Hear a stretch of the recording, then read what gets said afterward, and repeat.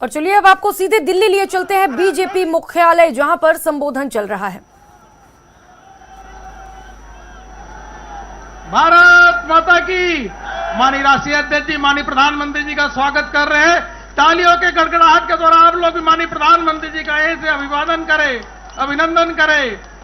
माननीय प्रधानमंत्री जी के नेतृत्व में चार के चारों राज्यों में भारतीय जनता पार्टी की सरकार पूर्ण बहुमत की आ चुकी है। माननीय प्रधानमंत्री जी का हम लोग स्वागत अभिनंदन करते हैं। भारतीय जनता पार्टी के मुख्यालय में आ चुके हैं। गरीब है, शोषित है, वंचित है, किसान है, वह माननीय प्रधानमंत्री जी को अपने मसीहा के रूप में देखता है। उनका लगातार उत्थान करने का काम कर रहे हैं और इसी के बदौलत जनता का पूरा समर्थन रहा है और भारतीय जनता पार्टी को ऐतिहासिक विजय हासिल हुई है।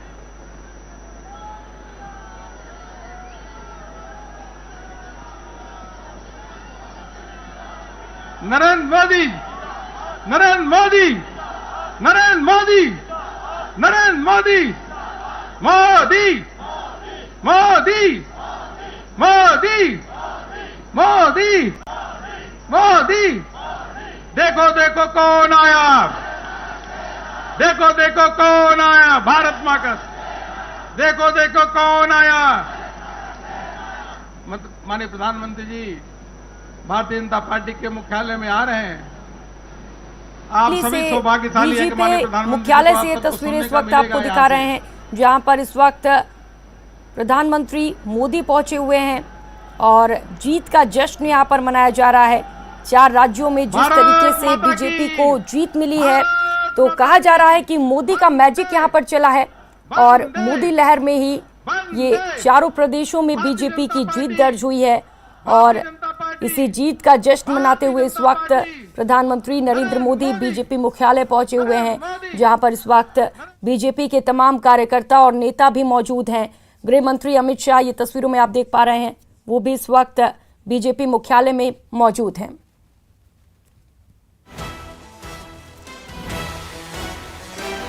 तो इस वक्त बीजेपी कार्यकर्ता जश्न में डूबे हुए हैं। तस्वीरें लगातार आपको दिखा रहे हैं दिल्ली से। ये सीधी तस्वीरें हैं बीजेपी मुख्यालय से, जहां पर इस वक्त खुद प्रधानमंत्री नरेंद्र मोदी पहुंचे हुए हैं। यहां पर गृह मंत्री अमित शाह भी इस वक्त मौजूद हैं और भीड़ देख सकते हैं आप इस वक्त। बीजेपी मुख्यालय की ये तस्वीरें हैं, जहां पर इस वक्त बड़ी संख्या में लोग भी मौजूद हैं। बीजेपी के कार्यकर्ता इस वक्त वहां पर मौजूद हैं। मंच सज चुका है और बेहद शानदार मंच यहाँ पर बीजेपी मुख्यालय में बना हुआ है। जिस तरीके से 4 प्रदेश में बीजेपी ने बम्पर जीत दर्ज की है, बड़ी जीत दर्ज की है, उसके बाद लगातार पूरे देश में उत्सव मनाया जा रहा है। बीजेपी कार्यकर्ता उत्सव मना रहे हैं और जीत की भी तस्वीरें लगातार आपको दिखा रहे हैं। मोदी के जयकारे लग रहे हैं यहाँ पर। नरेंद्र मोदी, ये जयकारे भी आप सुन पा रहे हैं, नरेंद्र मोदी के नाम के यहाँ पर जयकारे लगते हुए। बात करें उत्तर प्रदेश की, तो उत्तर प्रदेश में ऐतिहासिक बहुमत के बाद योगी आदित्यनाथ भारी हुजूम के बीच लखनऊ दफ्तर पहुंचे थे। उसकी भी तस्वीरें लगातार आपको दिखा रहे थे और इस वक्त ये तस्वीरें दिल्ली से बीजेपी मुख्यालय से ये तस्वीरें हैं, जहां पर इस वक्त खुद प्रधानमंत्री नरेंद्र मोदी पहुंचे हुए हैं। फूलों की बारिश हो रही है इस वक्त मोदी जी पर और ये तस्वीरें आपको दिखा रहे हैं।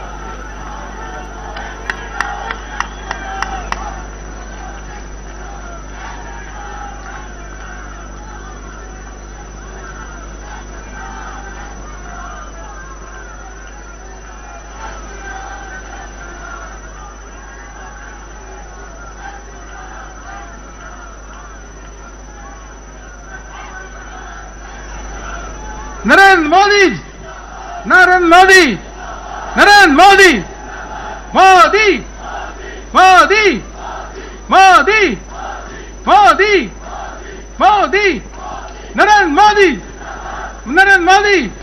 तालियों के गड़गड़ाहट के साथ माननीय प्रधानमंत्री जी का स्वागत अभिनंदन, ढेर सारे स्वागत अभिनंदन माननीय प्रधानमंत्री जी का करें। गरीब, किसान, महिला, इन सभी वर्गों का उत्थान करने वाले जो आज माननीय प्रधानमंत्री जी को मसीहा के रूप में देखते हैं, ऐसे माननीय प्रधानमंत्री जी का स्वागत अभिनंदन करते हैं। अब मैं निवेदन करूंगा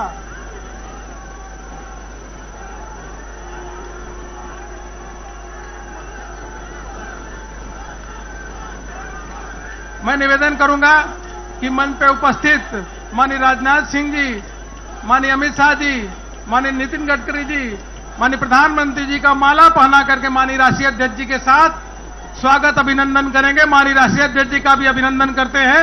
माननीय प्रधानमंत्री जी का राष्ट्रीय अध्यक्ष जी और सभी पूर्व राष्ट्रीय अध्यक्ष जी स्वागत और अभिनंदन कर रहे हैं।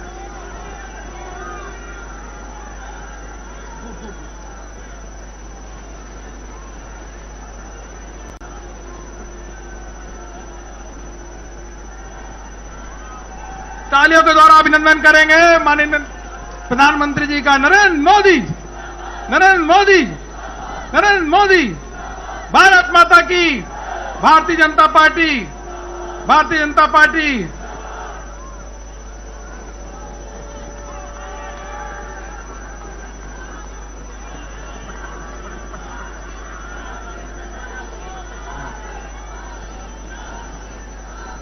अब मैं हमारे तरुण जी से निवेदन करूंगा कि माननीय राष्ट्रीय अध्यक्ष जी का स्वागत करें पटका पहना करके।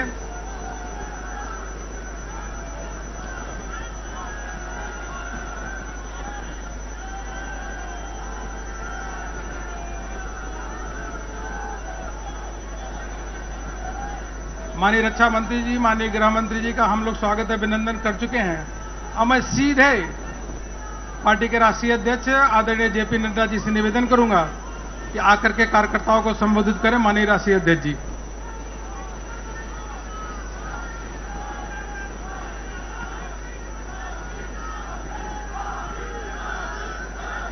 बोलिए भारत माता की, भारत माता की। स्वागत है, स्वागत है, स्वागत है, स्वागत है, स्वागत है, स्वागत है, स्वागत है, स्वागत है। आज के इस विजय सभा में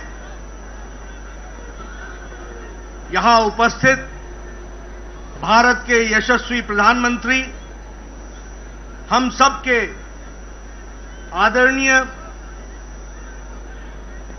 श्री नरेंद्र मोदी जी, हमारे भारत के रक्षा मंत्री श्री राजनाथ सिंह जी, भारत के गृह मंत्री श्री अमित शाह जी और भारत सरकार में मंत्री पूर्व अध्यक्ष सम्माननीय नितिन गडकरी जी और यहां उपस्थित इस विजय मनाने के लिए एकत्र आए इतनी बड़ी संख्या में हमारे भारतीय जनता पार्टी के कार्यकर्ता बंधु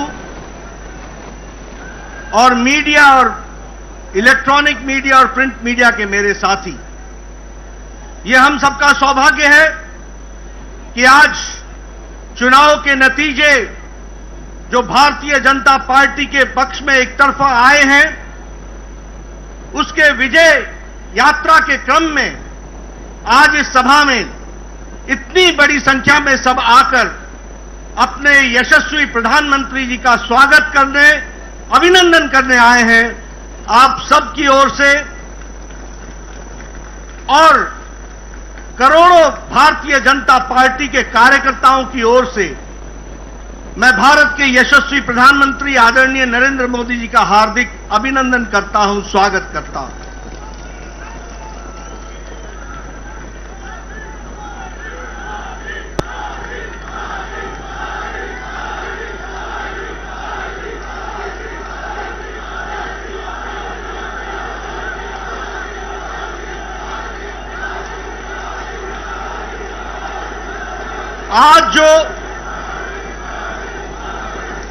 आज जो नतीजे आए हैं,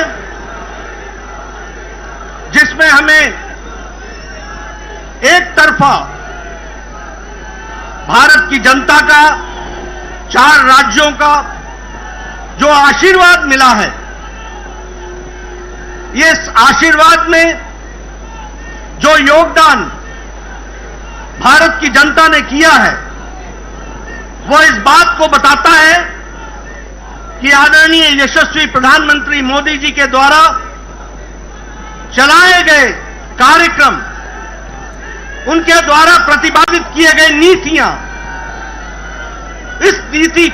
इन नीतियों को फिर से देश की जनता ने चुनाव में जीत हासिल करा करके मुहर लगाई है। इस बात के लिए मैं मतदाताओं का अपनी ओर से हार्दिक धन्यवाद देता हूं और साथ ही साथ प्रधानमंत्री मोदी जी का अभिनंदन करता हूं कि उनके नेतृत्व में एक बार फिर से एनडीए, एक बार फिर से भारतीय जनता पार्टी को प्रचंड जीत हासिल हुई है और लोगों ने उनकी नीतियां और उनके कार्यक्रम को मुहर लगाई है। इसके लिए मैं पुनः उनको बधाई भी देता हूं, धन्यवाद भी देता हूं और आप सबकी ओर से, करोड़ों कार्यकर्ताओं की ओर से और मतदाताओं की ओर से उनका हार्दिक अभिनंदन करता हूं, स्वागत करता हूं। मित्रों, जो नतीजे आज आए हैं वो इस बात को बताते हैं कि ये नतीजे बहुत तरीके से पहली बार राजनीति के दृष्टि से कुछ इंगित करते हैं, कुछ दिशा देते हैं, कुछ जिसे हम कहते हैं कि रास्ता बताते हैं कि भारत की राजनीति मोदी जी के नेतृत्व में किस प्रकार से आगे बढ़ रही है। अगर हम उत्तर प्रदेश की बात करें तो यह पहला मौका है कि 4 बार लगातार मोदी जी को उत्तर प्रदेश की जनता ने लगातार आशीर्वाद दिया है।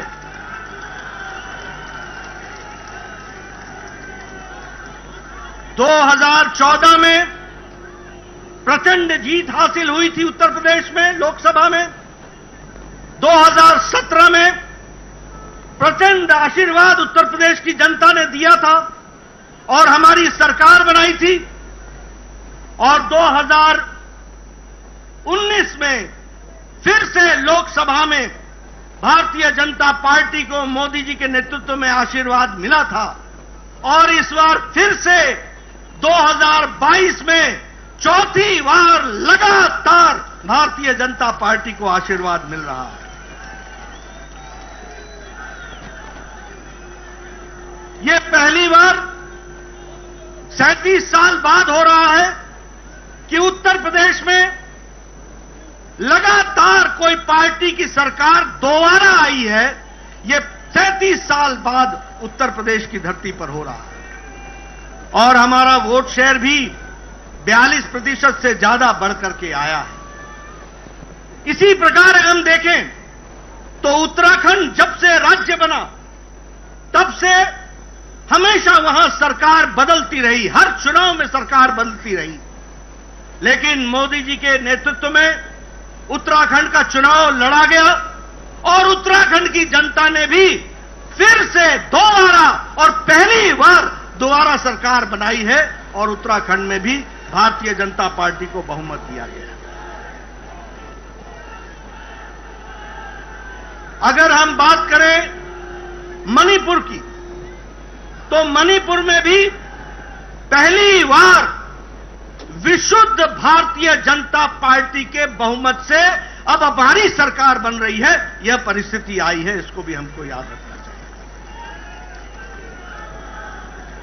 और अगर हम गोवा की बात करें तो वहां हम इस बार हैट्रिक बनाने जा रहे हैं, तीसरी बार हम सरकार बनाने जा रहे हैं और वहां भी आदरणीय प्रधानमंत्री मोदी जी की नीतियों का, कार्यक्रम का आशीर्वाद हम सबको मिला है और उसके कारण ये जीत हासिल हुई है। मित्रों, जहां हम आज 4 राज्यों में सरकार बनाने के लिए अपने बहुमत के साथ खड़े हैं, वहीं कल के नतीजे जो असम के म्युनिसिपल बोर्ड के आए, कॉरपोरेशन के, आपको जानकर खुशी होगी कि 80 म्युनिसिपल कॉरपोरेशन में 77 में भारतीय जनता पार्टी ने जीत हासिल की और आज वहां भी एक बाई इलेक्शन था मंझोली का, वह भी सीट प्रचंड मार्जिन के साथ भारतीय जनता पार्टी ने जीती है। इसलिए जिसे हम कहते हैं कि हमारी जनता ने मोदी जी को भरपूर आशीर्वाद दिया, एक तरफा आशीर्वाद दिया है और उनकी नीतियों के, उनके कार्यक्रमों को फिर से एक बार मुहर लगाई है। इस बात के लिए हम सबको बहुत बहुत मोदी जी का धन्यवाद दें। मित्रों, चुनाव में एक बात कही गई कि कुछ पार्टियां हमारे खिलाफ जुट गई हैं और इसलिए वोट की मात्रा उनकी बढ़ जाएगी और वो जीत हासिल करेंगे। कई पत्रकार ये पूछा करते थे कि इतनी पार्टियों का जमावड़ा हो गया है, आप किस तरीके से इसको देखते हैं?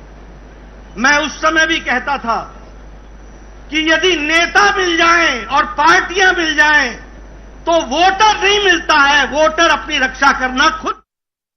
तो ये हम सुन रहे थे बीजेपी के राष्ट्रीय अध्यक्ष जेपी नड्डा को, जिन्होंने जमकर प्रधानमंत्री नरेंद्र मोदी की तारीफ की, उनकी नीतियों की भी तारीफ की। फिलहाल यहाँ रुकेंगे एक छोटे से ब्रेक के लिए, लौटेंगे फौरन।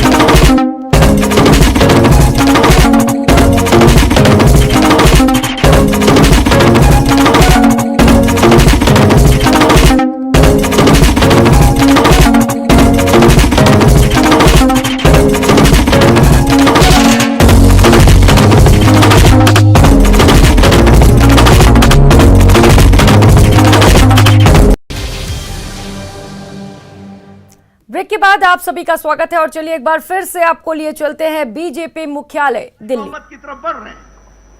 यह परिस्थिति आकर के खड़ी हुई है। जो माफिया राज दंदनाते थे वो आज जेलों में बंद है। जो लोग भय का वातावरण बनाते थे वो आज खुद भयभीत हैं। यह परिस्थिति आज योगी जी ने की है, इसका भी हम सबको ध्यान रखना चाहिए और उनका भी हम धन्यवाद करें।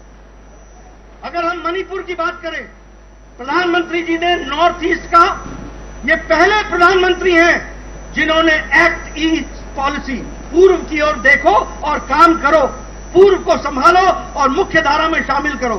50 बार आदरणीय प्रधानमंत्री जी नॉर्थ ईस्ट में आपका प्रवास हुआ है और आपने उनके दर्द को समझा है और उनको राहत दिलाई है और मुख्य धारा में उनको लाए हैं। यही नॉर्थ ईस्ट बंद, ब्लॉकेड के लिए जाना जाता था, आज शांति और विकास के लिए जाना जाता है और मणिपुर में भी पहली बार विशुद्ध भारतीय जनता पार्टी की सरकार बनी है।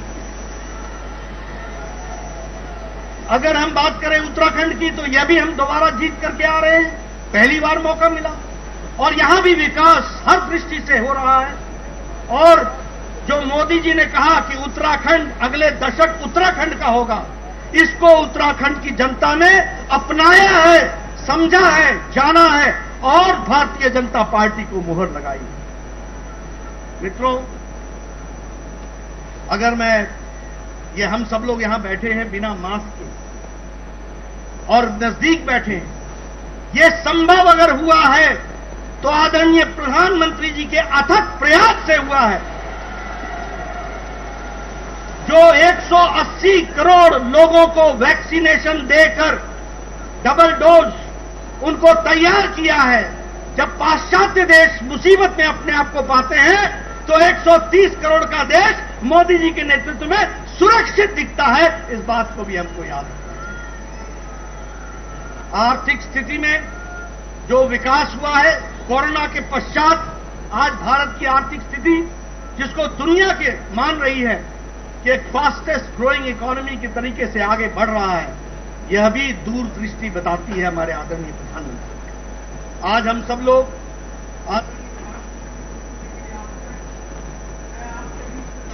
नहीं रहूंगा, मैं इस मंच से जहां आदरणीय प्रधानमंत्री जी को धन्यवाद देता हूं, सभी केंद्रीय नेताओं को धन्यवाद देता हूं, सभी हमारे प्रदेश के नेताओं को धन्यवाद देता हूं, वहीं मैं अपने करोड़ों करोड़ों कार्यकर्ताओं को बधाई और धन्यवाद देता हूं। कार्यकर्ताओं ने जमीन पर जाकर अथक प्रयास किया। क्या नेता, क्या कार्यकर्ता, क्या विस्तारक, क्या हमारे प्रवासी कार्यकर्ता, सबने अपना पूरी ताकत लगाई और आपकी जमीन पर मेहनत रंग लाई और मोदी जी की नीतियों को वोट में परिवर्तित करने में आपने अपना योगदान दिया। मैं आप सबको भी इसके लिए बधाई देता हूं और धन्यवाद देता हूं। इसी तरीके से हम लोगों ने आगे बढ़ना है और 2024 में भी इससे और आगे बढ़ करके जाना है और आप सब कार्यकर्ताओं ने अथक प्रयास अपना जारी रखना है, ऐसा मैं आपसे निवेदन करना चाहता हूं।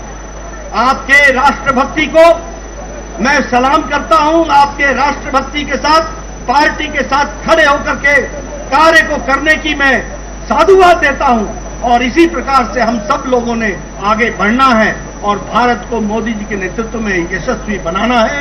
इस काम को, इस लक्ष्य को लेकर हम चलेंगे। इन्हीं शब्दों के साथ बहुत बहुत धन्यवाद आप सब लोगों ने मेरी बात।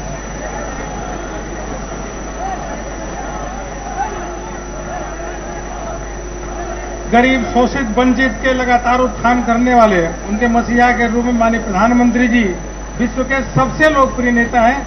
मैं माननीय प्रधानमंत्री जी से निवेदन करता हूं कि यहाँ पे बैठे हुए कार्यकर्ताओं, करोड़ों कार्यकर्ताओं को संबोधित करें। माननीय प्रधानमंत्री जी,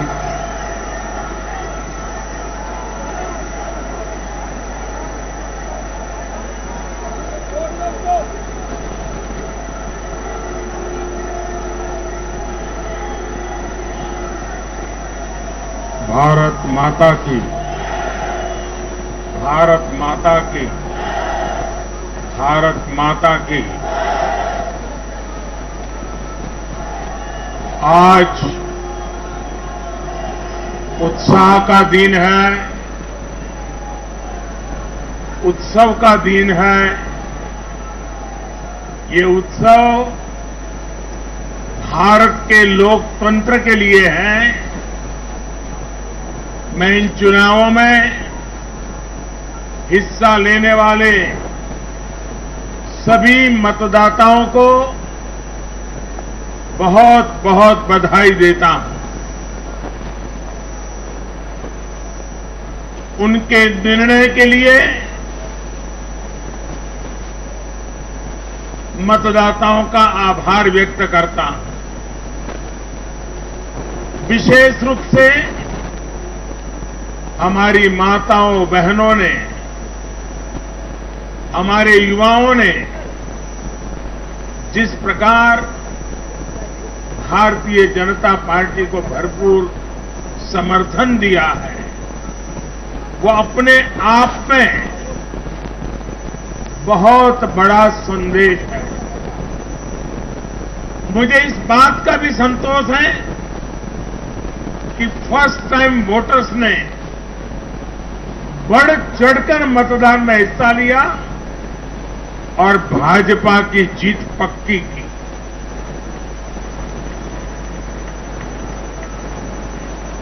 चुनाव के दौरान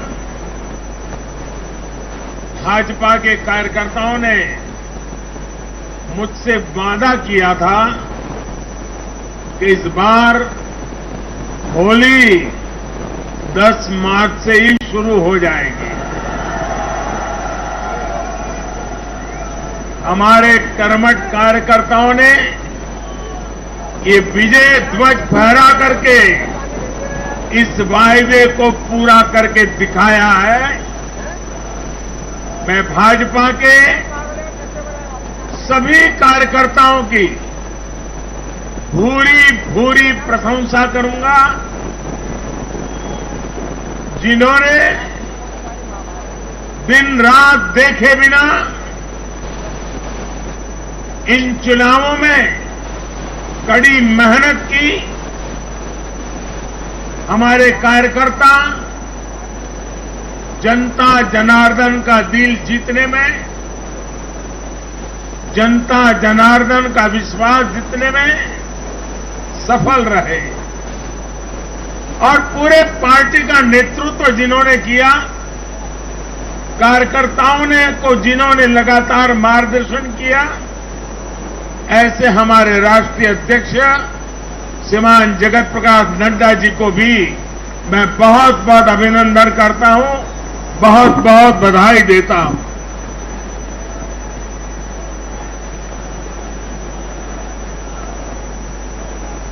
पार्टी के हर छोटे मोटे सभी कार्यकर्ताओं ने उनके अथक परिश्रम से आज एनडीए के लिए जीत का चौका लगाया है।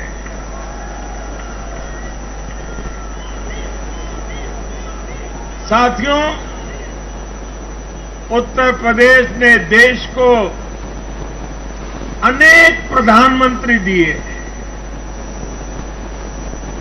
लेकिन 5 साल का कार्यकाल पूरा करने वाले किसी मुख्यमंत्री के दोबारा चुने जाने का यह पहला उदाहरण है।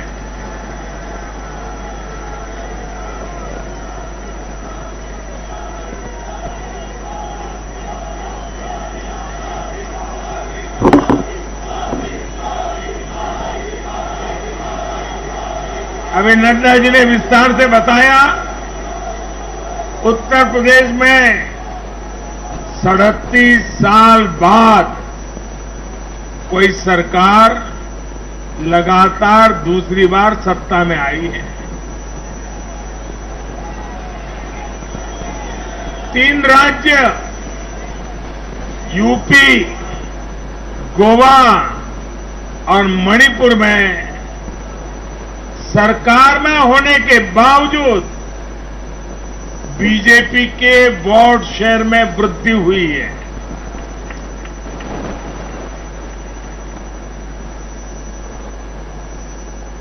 गोवा में सारे एग्जिट पोल गलत निकल गए और वहां की जनता ने तीसरी बार सेवा करने का मौका दिया है। 10 साल तक सत्ता में रहने के बाद भी राज्य में बीजेपी की सीटों की संख्या बढ़ी है। उत्तराखंड में भी भाजपा ने नया इतिहास रचा है।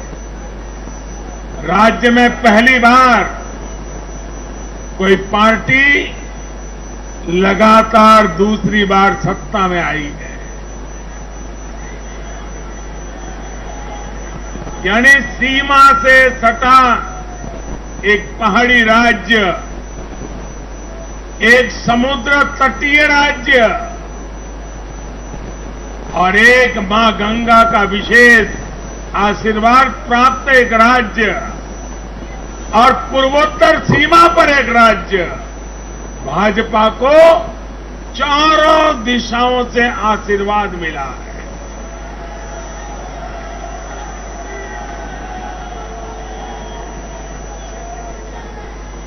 इन राज्यों की चुनौतियां भिन्न है, सबकी विकास की यात्रा का मार्ग भिन्न है, लेकिन सबको जो बात एक सूत्र में पिरो रही है वो है भाजपा पर विश्वास। भाजपा की नीति, भाजपा की नीयत और भाजपा के निर्णयों पर अपार विश्वास। साथियों, ये चुनाव नतीजे भाजपा की प्रो एक्टिव गवर्नेंस पर एक प्रकार से बड़ी मजबूत मोहर लगाते हैं। पहले जनता अपने ही हक के लिए सरकार के दरवाजे खटखटाकर थक जाती थी।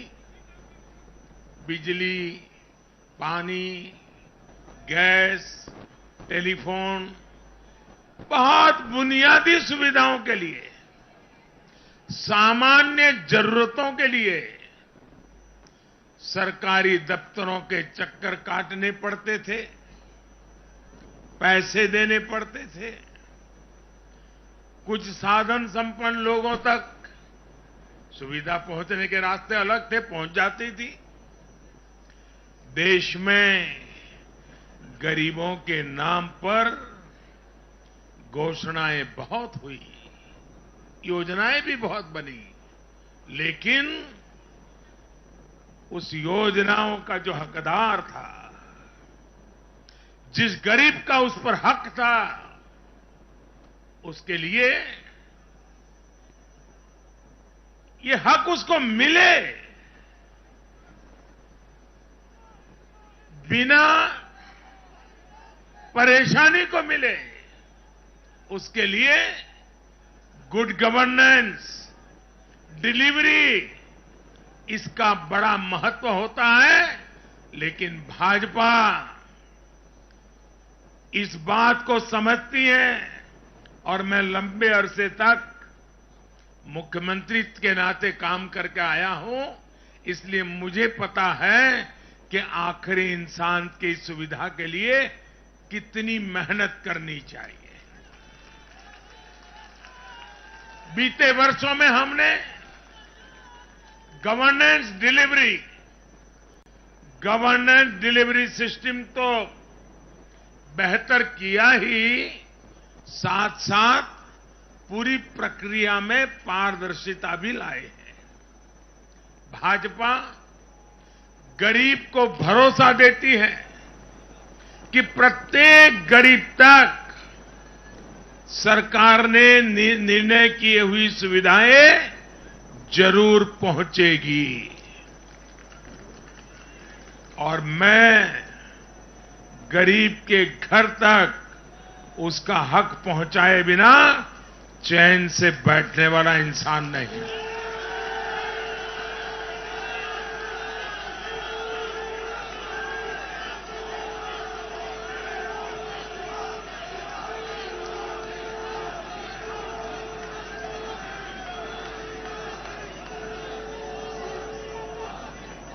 दो दशक से भी ज्यादा समय तक हेड ऑफ द गवर्नमेंट के रूप में सेवा करने का मुझे सौभाग्य मिला है। सरकार में कितनी दिक्कतें होती हैं, गवर्नेंस में कितनी दिक्कतें होती हैं, इसको भली भांति जानता हूं। उसके बावजूद भी मैंने एक ऐसी हिम्मत की है, शायद कोई न कर पाए। और वो हिम्मत मैंने लाल किले से 15 अगस्त को मेरे भाषण में उसको व्यक्त किया था। मैंने कहा था कि अब भाजपा को जहां जहां सेवा करने का मौका मिलेगा, हम हर योजना के जो हकदार हैं उनके लिए 100% सैचुरेशन, यानी काम को 100% पूरा करना, हर गरीब तक हर सरकारी योजना का लाभ पहुंचाना, ये 100% की कल्पना करना 2 दशक से ज्यादा समय सरकार का काम करने के बाद मैं कहता हूं, ये बहुत बड़ी हिम्मत की है मैंने। और ये हिम्मत मैंने इसलिए की है कि जब ईमानदारी होती है, नीयत साफ होती है, गरीबों के प्रति करुणा होती है, देश का कल्याण यही जीवन का मंत्र होता है, तो फिर ऐसे निर्णय करने की ताकत पैदा होती है। हम हर गरीब तक पहुंचेंगे, हम हर गरीब तक पहुंचेंगे, 100% लाभार्थियों तक पहुंचेंगे। भाई और बहनों, आज मैं देश की महिलाओं, हमारी बहन बेटियों को विशेष रूप से नमन करता हूं।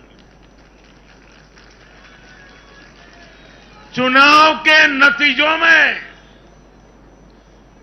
मेरी इन माताओं बहनों का, बेटियों का बहुत बड़ा योगदान है। ये हमारा सौभाग्य है कि भाजपा को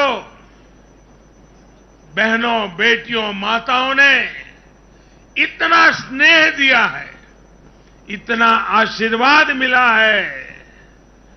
जहां जहां महिला मतदाताओं ने पुरुषों के मुकाबले ज्यादा वोट किया है, वहां बीजेपी को बम्पर जीत मिली है।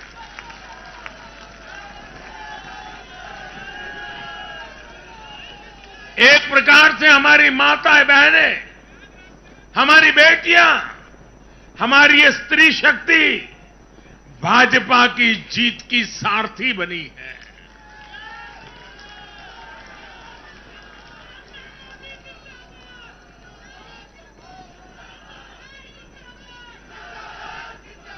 मैं जब गुजरात में था तो कभी कभी कुछ ऐसी घटनाएं हो जाती थी कि लोग चिंता करते थे, मोदी जी आपकी सुरक्षा का क्या, आप चिंता क्यों नहीं करते, अपने आप को क्यों संभालते नहीं हैं। तो मैं एक ही जवाब देता था कि कोटि कोटि माताओं का, स्त्री शक्ति का मुझे सुरक्षा कवच मिला हुआ है।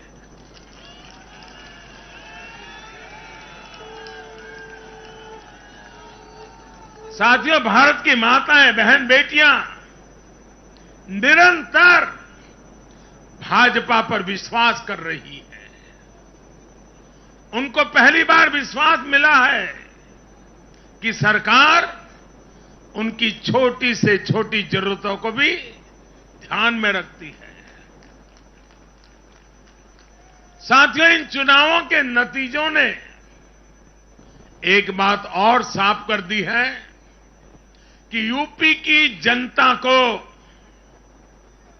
और मैं सभी ज्ञानियों को कहता हूं कि देश की भलाई के लिए अब पुरानी घिसी पिटी रिकॉर्ड छोड़ के जरा नए सिरे से सोचना शुरू कीजिए।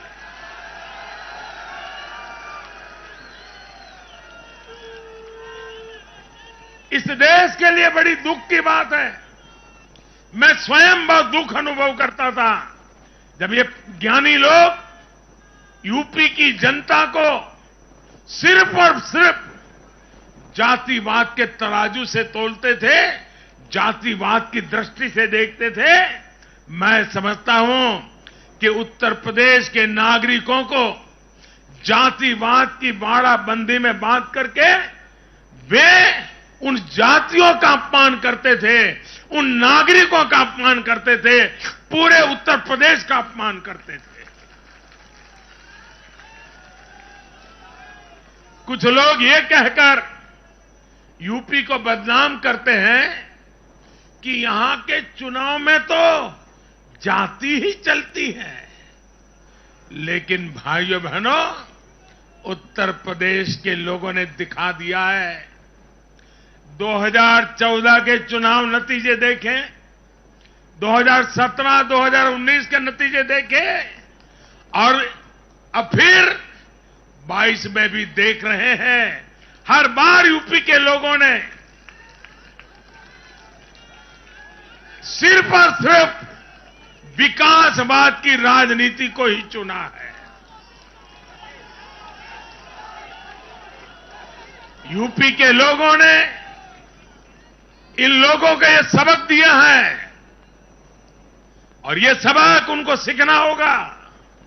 यूपी के गरीब से गरीब व्यक्ति ने, यूपी में गांव में रहने वाला व्यक्ति हो, पढ़ा लिखा हो या अनपढ़ हो, यूपी के हर मतदाता ने, हर नागरिक ने एक सबक दिया है कि जाति की गरिमा, जाति का मान देश को जोड़ने के लिए होना चाहिए, देश को तोड़ने के लिए नहीं होना चाहिए, और ये करके दिखाया है। 4 चुनावों में करके दिखाया है। वैसे आज मैं ये भी कहूंगा कि 2019 के चुनाव नतीजों के बाद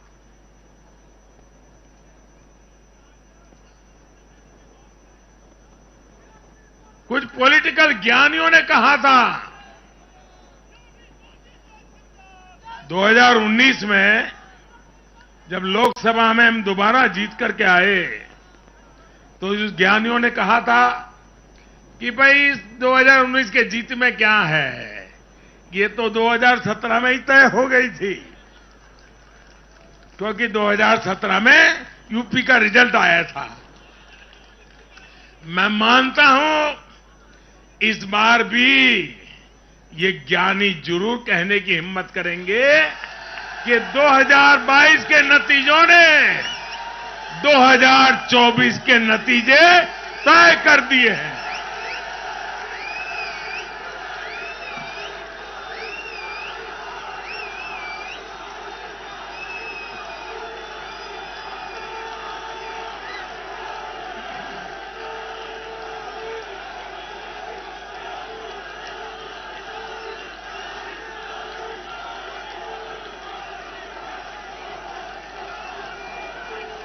मैं आज पंजाब के भाजपा कार्यकर्ताओं की भी विशेष प्रशंसा करूंगा।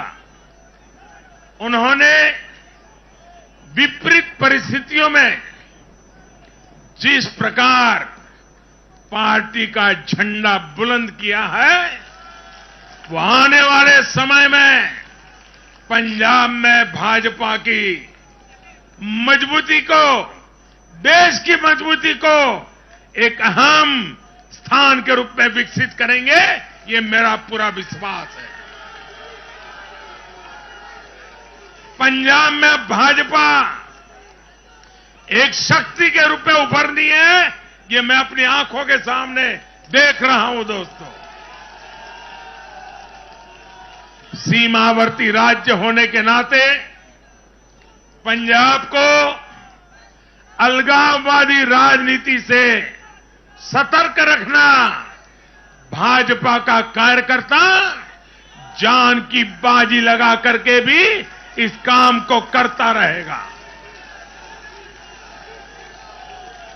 आने वाले 5 सालों में भाजपा का हर कार्यकर्ता वहां इस दायित्व को जोर शोर से निभाने वाला है।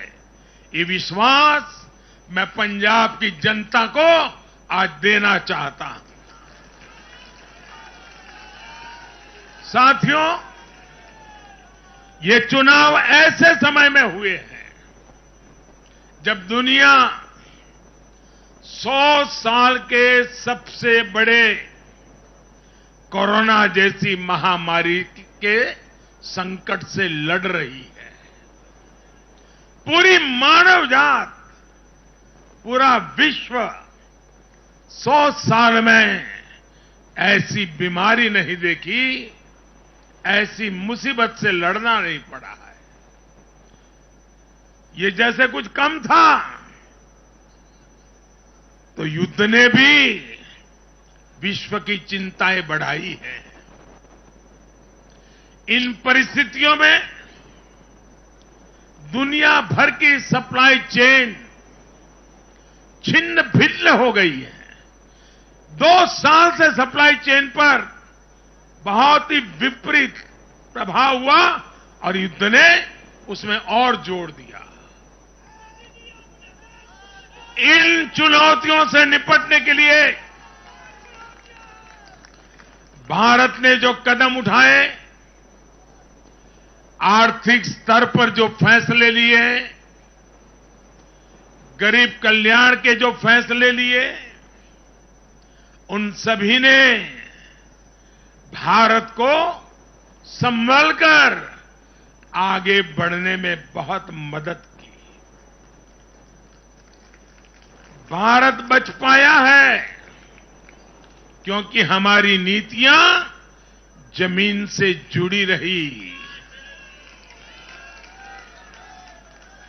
हमारी नीतियां जमीन से जुड़ी रही और हमारे प्रयास निष्ठा और नियत की पटरी पर अविरत आगे बढ़ते रहे। जहां जहां डबल इंजन की सरकार रही, वहां पर जनता के हितों की डबल सुरक्षा हुई और विकास के कार्यों की गति भी तेज हुई। इस समय जो युद्ध चल रहा है, उसका प्रभाव प्रत्यक्ष और परोक्ष रूप से दुनिया के हर देश पर पड़ रहा है। भारत शांति के पक्ष में है, बातचीत से हर समस्या को सुलझाने के पक्ष में है। लेकिन जो देश सीधे जंग लड़ रहे हैं, भारत का उनसे आर्थिक दृष्टि से, सुरक्षा की दृष्टि से, शिक्षा की दृष्टि से, राजनीतिक दृष्टि से नाता है। भारत की बहुत सारी जरूरतें इन देशों से जुड़ी हुई हैं। भारत बाहर से जो कच्चा तेल मंगाता है, पाम ऑयल मंगाता है, सनफ्लावर ऑयल मंगाता है, उसकी कीमत भी अंतर्राष्ट्रीय बाजार में बहुत तेजी से बढ़ रही है। कोयला हो, गैस हो, फर्टिलाइजर हो, सभी की कीमतों में पूरी दुनिया में कल्पना बाहर का उछाल आ रहा है। युद्ध के कारण पूरी दुनिया में महंगाई बढ़ रही है।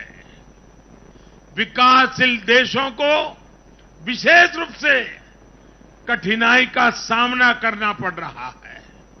साथियों, इस वैश्विक संदर्भ में इन कठिनाइयों के बीच इस बार के बजट पर नजर डालें तो एक विश्वास पैदा होता है।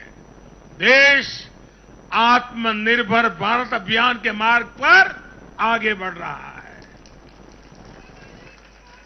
इस भावना को इस बार के बजट से और ऊर्जा मिली है और मैं मानता हूं कि दुनिया भर में बने निर्माण हुए इस विपरीत वातावरण में, उथल पुथल से भरे माहौल में, अनिश्चितता से भरे माहौल में भारत की जनता ने विशेष करके उत्तर प्रदेश जैसे राज्यों ने अपनी दूरदृष्टि का परिचय दिया है। भारत के मतदाताओं ने जिस तरह इन चुनावों में स्थिर सरकारों के लिए वोट दिया, वो इस बात का प्रतिबिंब है कि लोकतंत्र भारतीयों की रगों में है।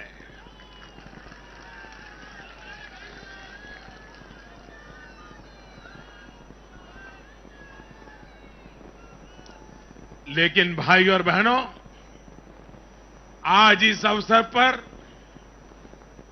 मैं देश के सामने अपनी कुछ चिंताएं भी रखना चाहता हूं।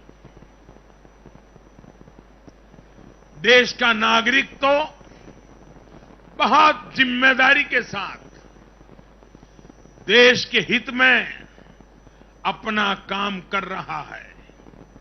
जब भी उसको अवसर मिलता है वो जिम्मेदारी के साथ पेश आता है।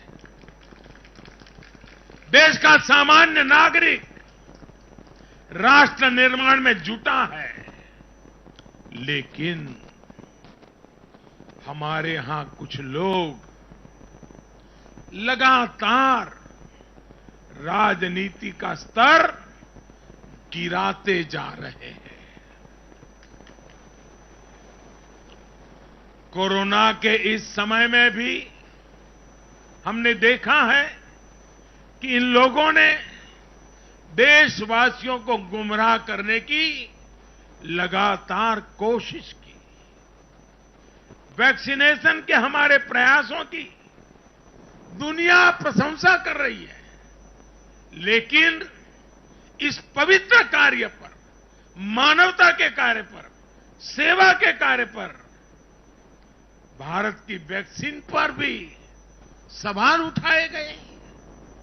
दुर्भाग्य की बात है, जब यूक्रेन में हजारों भारतीय विद्यार्थी, हमारे छात्र, हमारे नागरिक फंसे हुए थे, तब भी देश का मनोबल तोड़ने की बातें हो रही थी।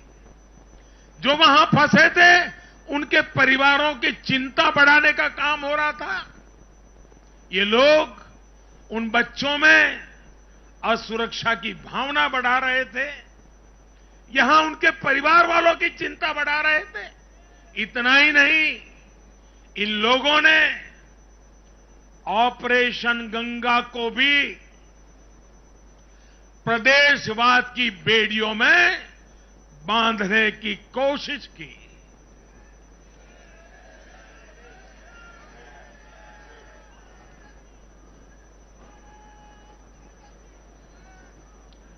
हर योजना को, हर कार्य को क्षेत्रवाद, प्रदेशवाद, जातिवाद, संप्रदायवाद का रंग देने का प्रयास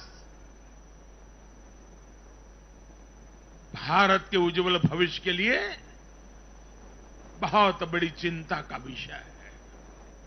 साथियों, इन चुनावों में मैंने लगातार विकास की बात की।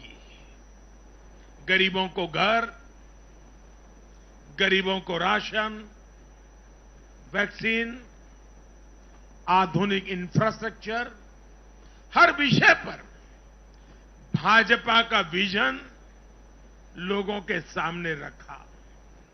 इसके साथ ही जिस एक बात पर मैंने सबसे ज्यादा चिंता जताई थी वो थी गौर परिवारवाद। मैंने राज्यों के लोगों को बताया कि कैसे मैं किसी परिवार के खिलाफ नहीं हूं, न ही मेरी किसी की व्यक्तिगत दुश्मनी है।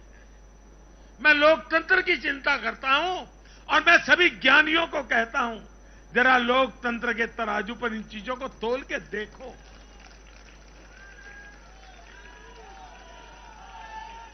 और मैंने लोगों को बताया कैसे परिवारवादी राजनीति ने उनके राज्य का कितना नुकसान किया है, राज्य को पीछे ले जा रहा है।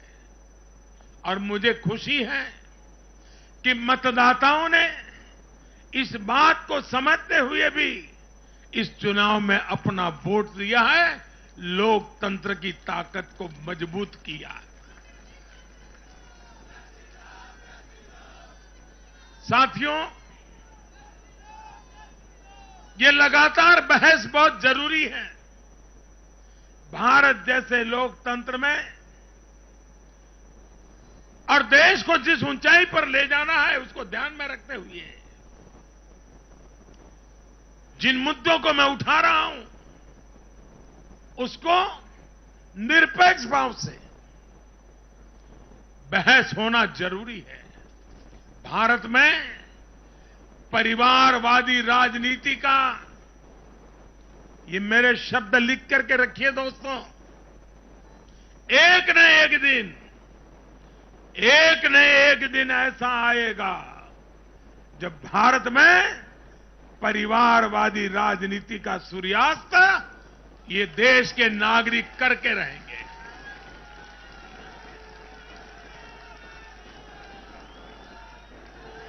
इस चुनाव में देश के मतदाताओं ने अपनी सूझबूझ का परिचय दिखाते हुए ये क्या होने वाला है इसका इशारा कर दिया है। साथियों, आज एक और विषय में देश के लोगों के सामने रखना चाहता हूं। ये विषय है भ्रष्टाचार के खिलाफ कार्रवाई को रोकने की साजिश। आप मुझे बताइए साथियों, क्या भ्रष्टाचार के खिलाफ कार्रवाई होनी चाहिए कि नहीं होनी चाहिए? भ्रष्टाचार करने वालों पर कड़ी कार्रवाई होनी चाहिए कि नहीं होनी चाहिए? ये भ्रष्टाचार रूपी दिमाग देश में से नष्ट होनी चाहिए कि नहीं होनी चाहिए? साथियों, हमारे देश में भ्रष्टाचार के खिलाफ लोगों में, भ्रष्टाचारियों के खिलाफ ऐसे लोगों के प्रति एक भयंकर नफरत का भाव रहता है। देश की गाढ़ी कमाई को लूटकर अपनी तिजोरी भरने की ये प्रवृत्ति कुछ लोगों की पहचान के साथ जुड़ गई है। भारतीय जनता पार्टी 2014 में एक ईमानदार सरकार का वायदा करके चुनाव जीती थी और हमारी ईमानदारी को देखकर 2019 में जनता ने हमें और ज्यादा आशीर्वाद दिया।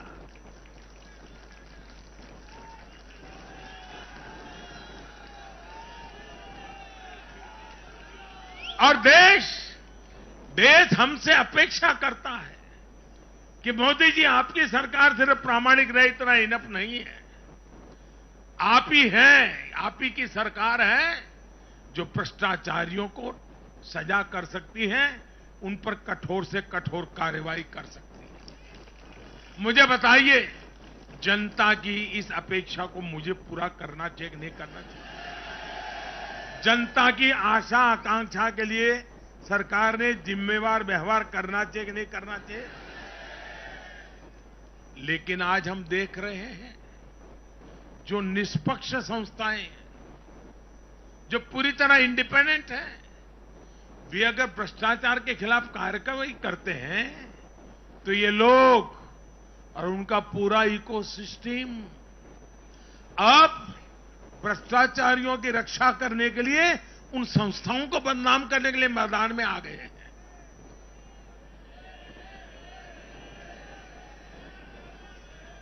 ये देश का कितना बड़ा दुर्भाग्य है कि घोटालों से घिरे लोग एकजुट होकर अब अपनी इकोसिस्टम की मदद से इन संस्थाओं पर ही दबाव बनाने लगे हैं।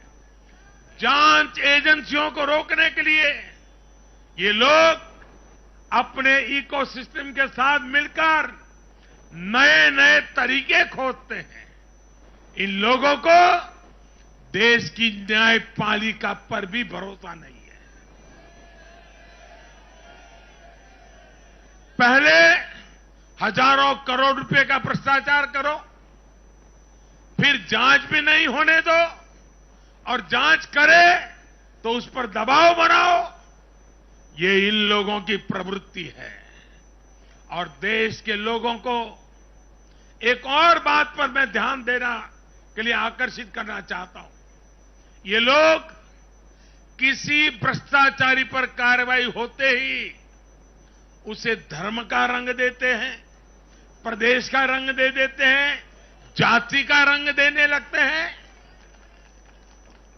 ये नए तौर तरीके शुरू हुए हैं। किसी माफिया के खिलाफ अदालत कोई फैसला सुना देती है तो भी उसे ये लोग धर्म और जाति से जोड़ देते हैं। ऐसे में भारत के मैं सभी संप्रदायों से आग्रह करता हूं, मैं सभी जाति पे गर्व करने वाले ईमानदार लोगों से आग्रह करना चाहता हूं। उन सबको सोचना होगा कि ऐसे भ्रष्टाचारियों, ऐसे माफियाओं को अपने समाज से, अपने संप्रदाय से, अपनी जाति से दूर करने की हिम्मत करें। इससे समाज भी मजबूत होगा, संप्रदाय भी मजबूत होगा और हर व्यक्ति का भला होगा। और यूपी में हमारी विजय का एक कारण यह भी है कि वहां के लोगों ने कई दशकों से ऐसी राजनीति का बहुत नुकसान सहा है। मैं बनारस का सांसद होने के नाते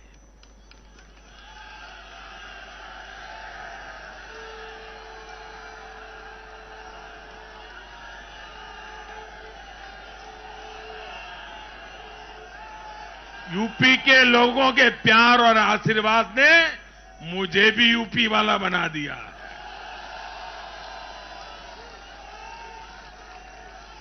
मैं बनारस का सांसद होने के नाते मेरे अनुभव से कह सकता हूं, यूपी के लोग ये बात समझ चुके हैं कि जाति को बदनाम करने वालों से, संप्रदाय को बदनाम करने वालों से अब दूर रहना है और राज्य के विकास को ही सर्वोच्च प्राथमिकता देनी है। साथियों, आजादी के 75वें वर्ष को देखते हुए भी इन चुनाव परिणामों का बहुत महत्व है। भारत आजादी के अमृत काल में प्रवेश कर रहा है।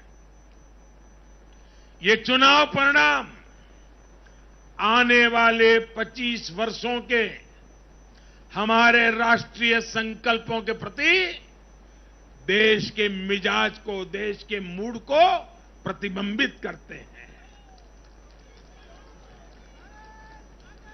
यहां से हम दो पटरियों पर एक साथ तेजी से काम करने वाले हैं। एक तरफ गांव, गरीब, छोटे किसान, लघु उद्यमी, उनके कल्याण पर हमारा जोर है। वहीं दूसरी तरफ देश के संसाधनों, देश की युवा शक्ति को नए अवसर देकर हम आत्मनिर्भरता के मिशन को तेज करना चाहते हैं। भारत का युवा आज अपने हुनर से, अपने बुद्धि के बल से और अपनी क्षमता के उपयोग से दुनिया को समाधान दे रहा है। दुनिया का सबसे बड़ा और सबसे तेज टीकाकरण अभियान आज के भारत के सामर्थ्य का बड़ा उदाहरण है। आज भारत डिजिटल पेमेंट सिस्टम में आत्मनिर्भर हो रहा है। स्टार्टअप के क्षेत्र में अपना सामर्थ्य बढ़ा रहा है और तकनीक के क्षेत्र में नई नई उपलब्धियां प्राप्त कर रहा है। और यह सब हो रहा है उसकी युवा शक्ति के कारण।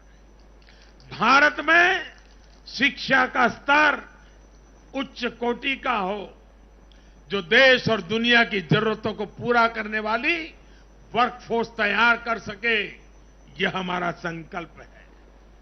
आज एक ऐसे नए भारत का निर्माण हो रहा है जहां आपकी पहचान आप से होती है।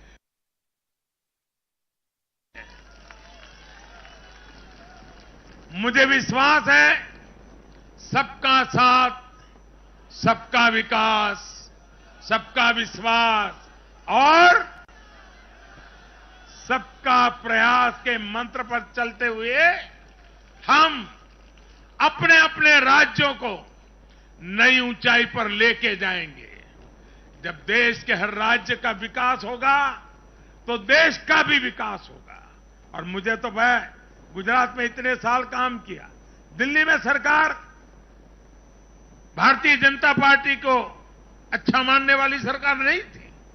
हमारी सरकार में रोड़े अटकाने के सोच वाली सरकार थी। फिर भी गुजरात में हमारा मंत्र यही था, भारत के विकास के लिए गुजरात का विकास।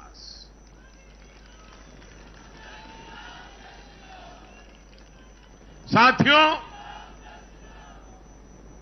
हमें जुट जाना है, एक पल भी गंवाना नहीं है। चुनौतियां कितनी ही कठिन क्यों न हो, लेकिन जीतने का संकल्प उससे भी बड़ा होता है।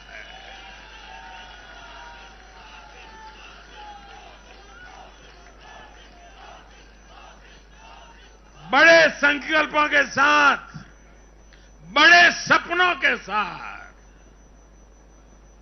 ऊंची सी ऊंची ऊंचाइयों को पार करने के इरादे के साथ देश को आगे बढ़ाना है। साथियों, इतना बड़ा भव्य विजय भारत के उज्जवल भविष्य की ये गारंटी है। मैं एक बार फिर भारत के उज्जवल भविष्य के लिए ये जो निर्णायक मतदान किया है, इसलिए हमारे मतदाता अभिनंदन के बहुत अधिकारी है। आइए दोनों हाथ ऊपर करके तालियों के गड़गड़ाहट के साथ सभी मतदाताओं का अभिनंदन करें, मतदाताओं का आभार व्यक्त करें, मतदाताओं का गौरवगान करें।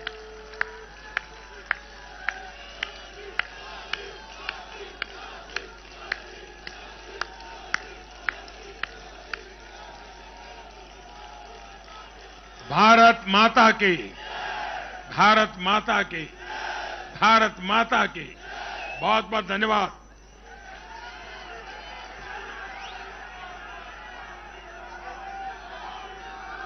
माननीय प्रधानमंत्री जी का आभार व्यक्त करते हैं तालियों के गड़गड़ाहट के द्वारा। माननीय राष्ट्रीय अध्यक्ष जी का आभार, माननीय गृह मंत्री जी का आभार, माननीय रक्षा मंत्री जी का आभार, माननीय नितिन गडकरी जी का आभार।